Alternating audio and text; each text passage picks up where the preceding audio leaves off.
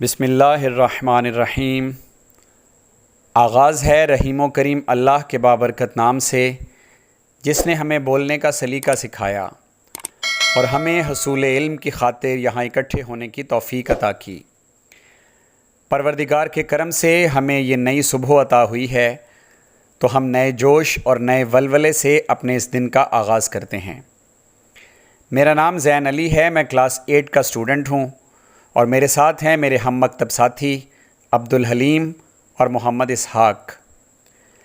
آج school assembly کی کارروائی کی ذمہ داری ہمیں سونپی گئی ہے، اور ہم پوری کوشش کریں گے کہ اس ذمہ داری کو بخوبی سر انجام دیں۔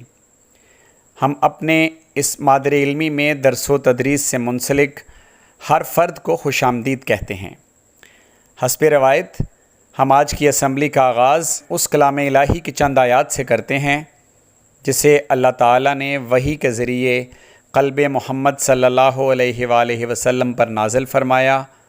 قرآن حکیم کی آیات کی تلاوت کا شرف حاصل کرنے کے لیے تشریف لاتے ہیں 8th کلاس کے ہونہار طالب علم حافظ اسد اللہ۔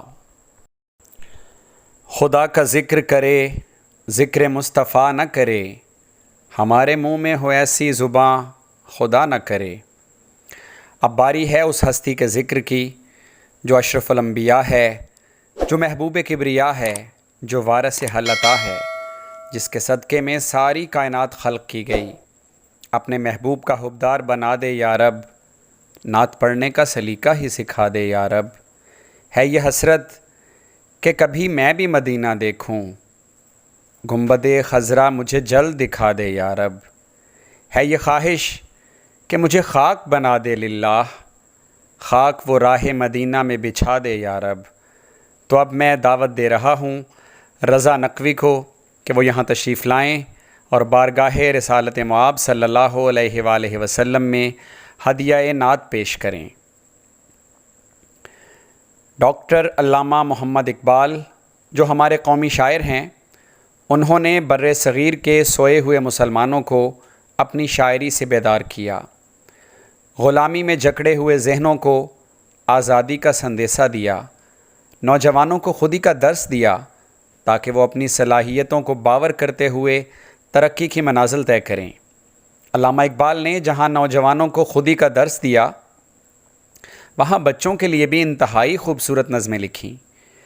آپ سب اپنے ہاتھوں کو دعا کے لیے اٹھائیں اور انتہائی خشوع و خضوع کے ساتھ دعا میں شامل ہوں۔ کلاس 8 کے کچھ بچے یہاں تشریف لاتے ہیں تاکہ وہ علامہ اقبال کی نظم کو دعا کی شکل میں پڑھیں، جس کا پہلا مصرع یہ ہے: لب پہ آتی ہے دعا بن کے تمنا میری۔ ہر ملک کا قومی ترانہ اس کی پہچان ہوتی ہے۔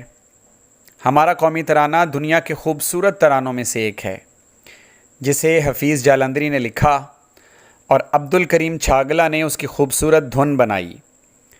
آپ سب سے گزارش ہے کہ جب قومی ترانہ پڑھا جائے تو باادب سیدھے کھڑے ہوں اور بآواز بلند قومی ترانہ دھن کے ساتھ ساتھ پڑھیں۔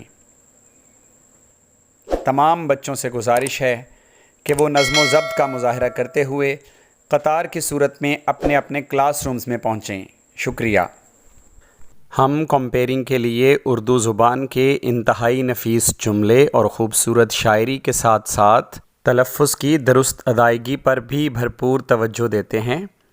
اگر آپ کو ہماری یہ کاوش پسند آئے تو ہمارے چینل کو سبسکرائب کریں۔